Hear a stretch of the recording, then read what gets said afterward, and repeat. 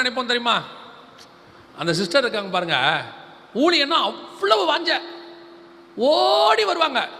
வீட்டுக்கு போய் பாருங்க, சோறு இருக்காது, சாப்பாடு இருக்காது. கணவர் வருவார், வீட்டில் சாப்பாடு இருக்காது. பையன் ஸ்கூல்லேருந்து வருவான், சாப்பாடு இருக்காது. கணவர் கேட்பார், ஒரு சாப்பாடு கூட செய்யலை.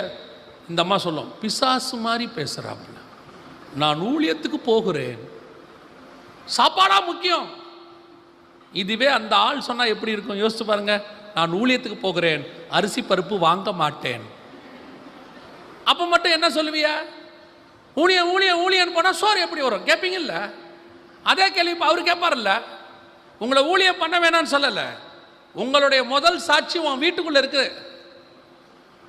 குடும்பம் சரியில்லாமல் நீ வெளியே ஊழியம் என்ன சக்ஸஸ் பண்ணியும் பிரயோஜனமே கிடையாது, வேஸ்ட்.